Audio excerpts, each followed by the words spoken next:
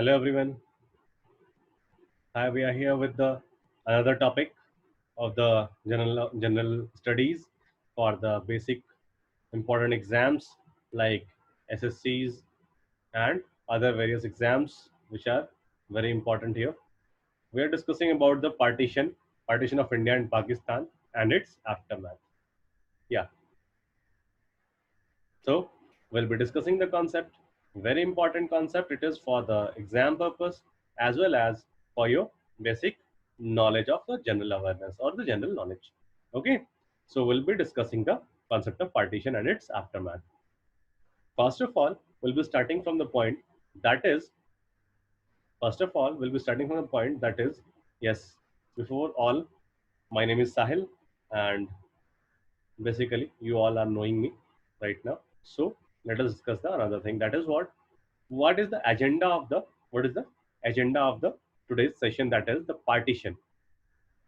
Basically the India's independence on 15th August 1947, the Mountbatten Plan, the objectives of the Mountbatten Plan, decision to merge princely states with India and Pakistan, and boundary commission headed by the Cyril Radcliffe. In fact, some other points will also be discussed within the session, but till then, this is our agenda, and some other important questions also be discussed with you. Okay, important questions will also be discussed with you. Yes, the basic important thing is that we are going to discuss today is the starting from the pre-independence period. That is, there was a similar conference which was held in 1945.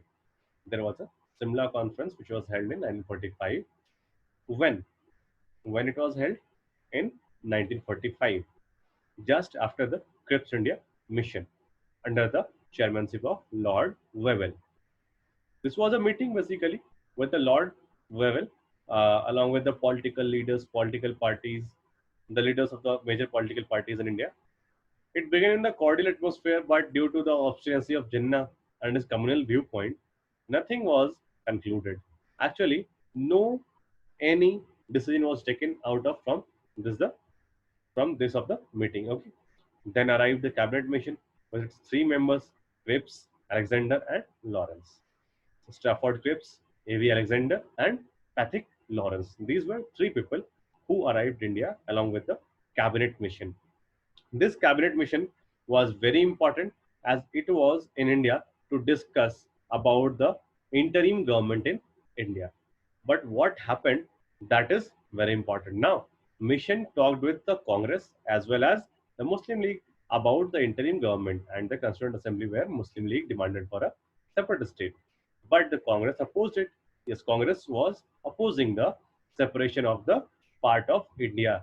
Actually, the people who were in the Congress party, that team was not, uh, they were not expecting that the India will be separated.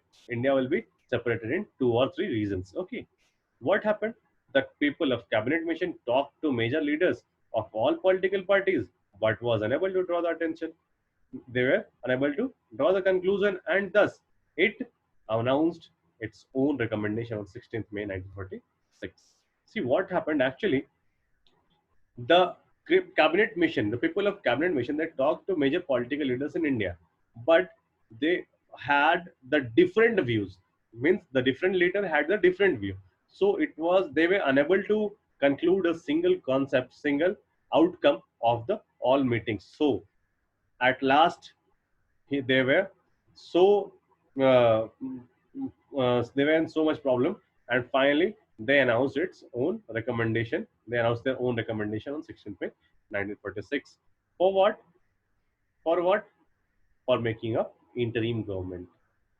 As per the cabinet mission, Lord Wavell, that time, who was the viceroy? He was Lord Wavell. Lord Wavell invited Congress to form the government under the leadership of Pandit Jawaharlal Nehru. Lord Wavell invited Congress to form the leadership under the leadership of the Pandit Nehru. But initially, what happened? The Muslim kept out of the government. Actually, Muslim League was not supporting The Indian government, they were expecting a separate government, separate constituent assembly, separate constitution, and a separate state. So they were not supporting the Indian government, and that's why the Muslim kept out of the government. But on the 13th May, the date is very important. The 13th May 1946, they also joined the Indian government. They also joined the Indian government. And on 26th October 1946, on 26th October 1946, five nominees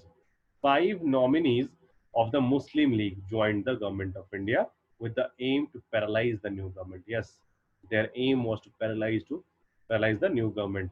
They were not supporting for their support. They were not supporting. They were supporting and showing the support. They were just showing the support. Actually, they were trying to just disease the government. They were just trying to disease the government. That was the basic problem. And what happened later on? See, Liaquat Ali. Liaquat Ali was made the finance minister in the interim government. He was a great leader. He was a major leader of the Muslim League. He was made the finance minister in the interim government. And he used his position of finance minister in the interim government to fulfill the aim of the League, due to which the business of the government was brought to a virtual standstill. Yes, the government was unable to work.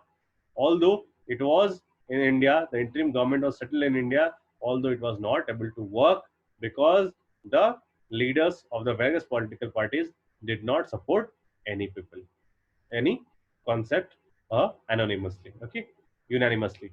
Unanimously, the government was not able to work.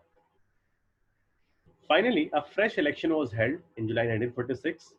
In July 1946, for the formation of the Constituent Assembly in the November 1946. November 1946. Total of 389 members were selected in the Constituent Assembly, representing the 389 million people of the India. At that time, the population of India was 389 million as per the census of the British government. It was 39 people representing 399 million people. Actually, it was 1 is to 1 million ratio. It was 1 is to 1 million ratio. Now see what happened. Now what happened? This 389, these 389 members were bifurcated into three groups. See, the first one was the 292 members, a group of 292 members. Another is 93 members and four other members. These four members were elected from the chief commissioner provinces, elected from chief commissioner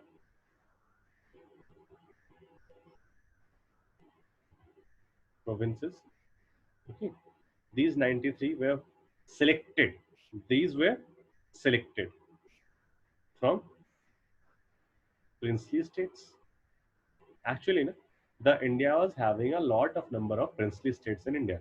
So it was provided for the princely states that for their uh, mm, for their you may say that mm, for the purpose of making the constituent assembly, they were allowed to send their selected candidates in the constituent assembly. Actually, uh, उनकी मान सम्मान में ऐसा किया गया था. Okay, the problem is that the 292 members were elected from the governor provinces. These people were elected from governor provinces. This was the bifurcation of the this was the bifurcation of the 389 members in the context. Okay. See, one more thing. What I'm going to tell you, you could check it out here. See what has happened. Yes, these 389 members, among which there were 292, 93, and 4. 4 were from the chief commissioner provinces, 292 were elected. These 292 were elected from the governor provinces. Okay, and the 93 people were from the The 93 people were from the princely states. They were selected. They were not elected. Among these 292 people, there were total of 201 members from Indian National Congress (INC). The second major party was Muslim League, having 73 members, Muslim League, and the remaining others from all other parties. Remaining others from all other parties. Actually, six were independent, eight were from other parties, and four seats were vacant from the Sikh. Four seats were vacant as six refused to come to the Constituent Assembly, to join the Constituent Assembly. Yeah. Coming to the point that what I am telling you is uh, there were various Rajghanaras, there was various provinces, there were various princely states, which just sent their 93 members for the support in the Constituent Assembly. Later on, what happened? This Constituent Assembly's meeting was held on. Constituent Assembly was formed. Now, Constituent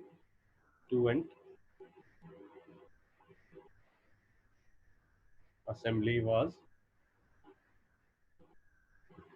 formed now, and its first meeting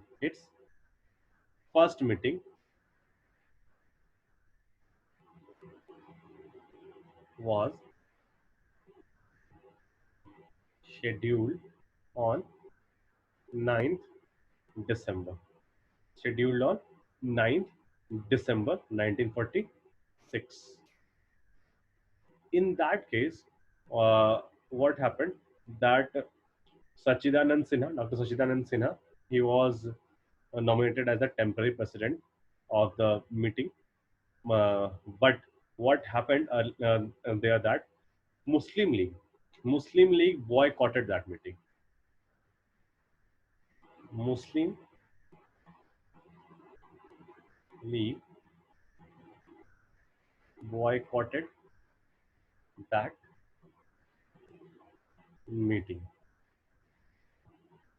Muslim League boycotted that meeting, and finally, what it did, it demanded for it demanded now directly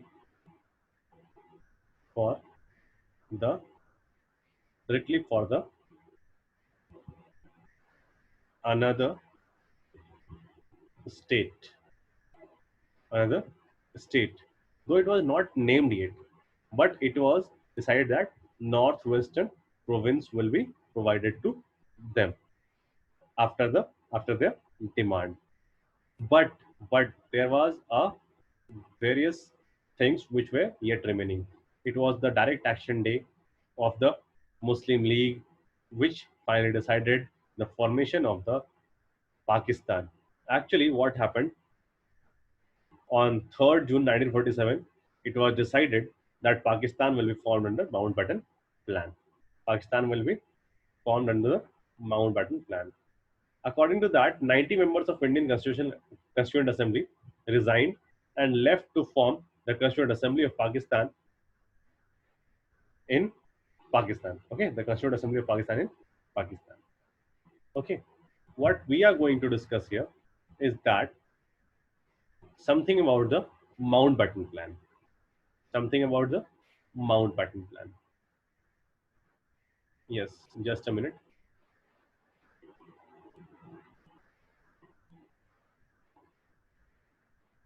The Mountbatten Plan was discussed. The Mountbatten Plan was discussed in 1947. The British Prime Minister Attlee announced on 20th February 1947 in the House of Commons that British would withdraw the India by 30th June 1948. With this was known as the Attlee's Declaration. Attlee believed that announcement of the fixed date of the British withdrawal from India would bring pressure on the Indians to settle their differences before them.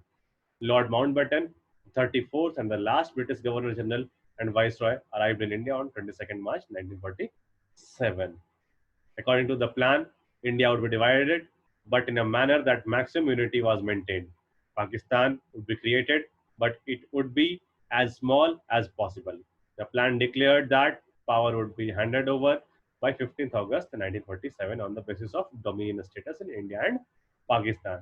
The plan laid down the procedure by which the power will be transferred. This was the basic context of the Mountbatten plan. Now, what happened? Now, what happened? See,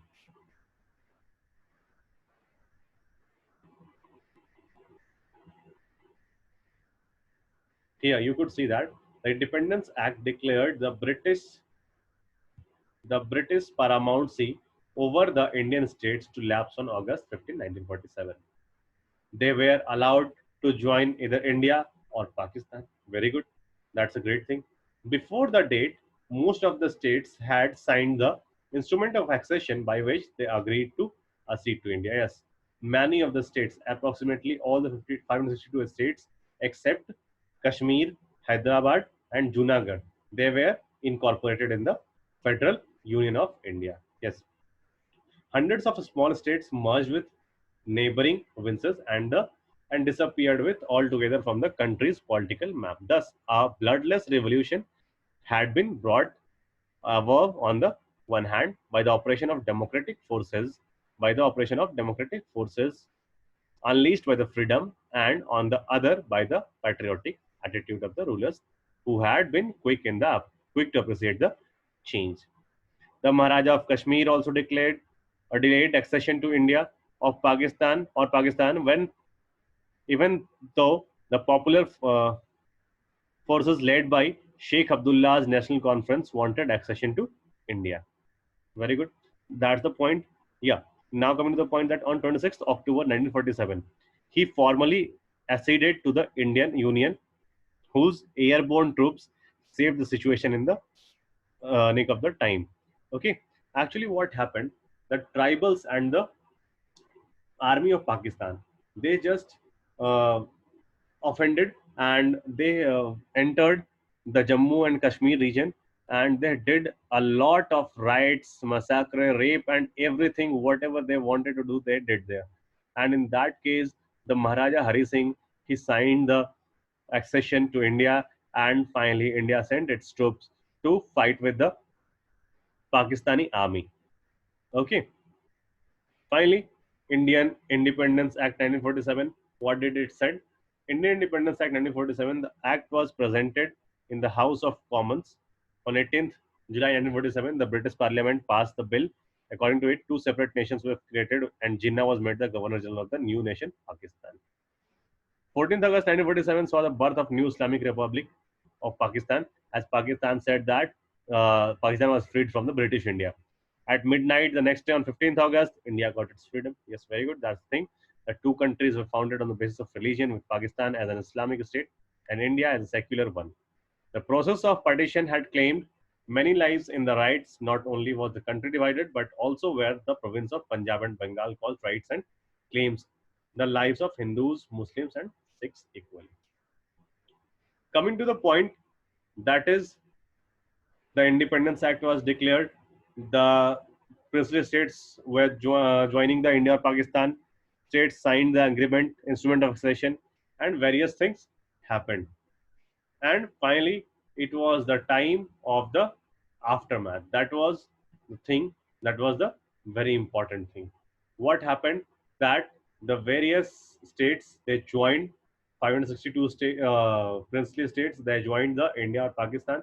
In fact, Junagadh was the province that was led by a Muslim ruler, but having a 90% of Hindu population. They joined uh, the they joined India. They joined India as according to the plebiscite and the referendum. That was a very important thing there. In the same way, it was said that the plebiscite and referendum will be done in the Hyderabad too, but it was not needed there. And finally, the Nizam of Hyderabad also signed accession with the Indian government. But Maharaja Hari Singh signed an accession after a very long time. And till then, the POK was under the control of Pakistan. And later on, it was discussed in the resolution 47 of the United Nations that the United Nations will discuss the concept, that is the plebiscite and referendum will be done in the Jammu and Kashmir region when the troops of both the Indian army and the Pakistani army will leave the area. Okay, that is the situation, and it will never happen, as we are getting to know that it will never happen, and the UN will not take the action. Yeah. Okay, that is the basic thing. So what we are going to do is to discuss some of the important questions. Yes, some of the important questions are: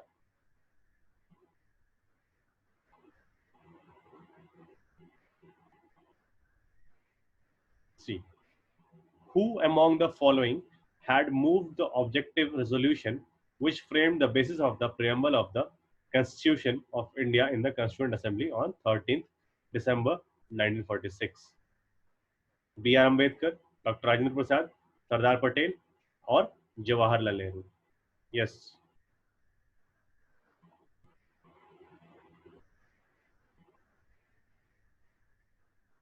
it was it was Jawaharlal Nehru.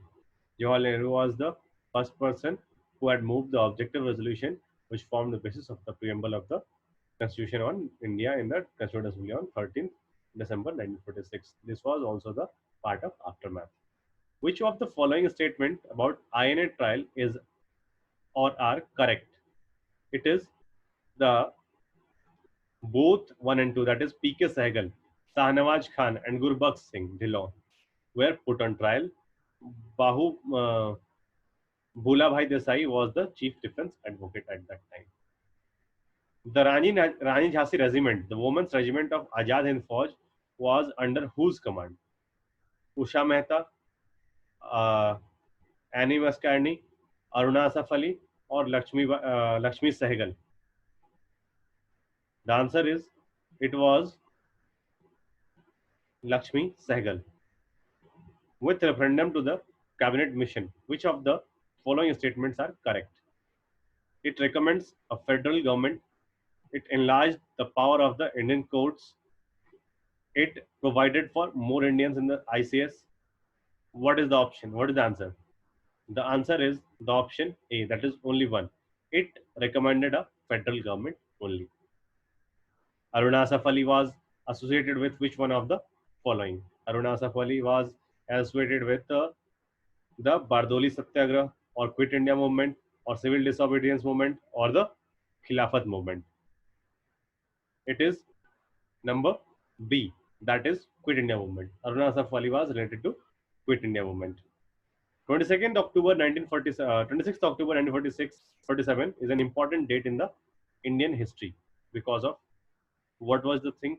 Why Indian history remembers 26th October 1947?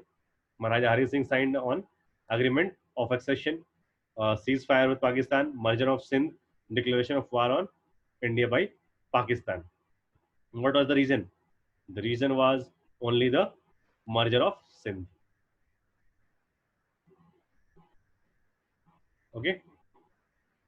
Now coming to the point, who was invited by Lord Wavell to form the interim government in India in 1946? It was Dr. Rajendra Prasad. Sorry, it was Jawaharlal Nehru. It was Jawaharlal Nehru. Sorry, what? Jawaharlal Nehru, yes. Jawaharlal Nehru. Yes, the remaining questions, you're going to answer these questions in the comment section. That is very important. And we'll be discussing the question answers in the next session. Till then, thank you.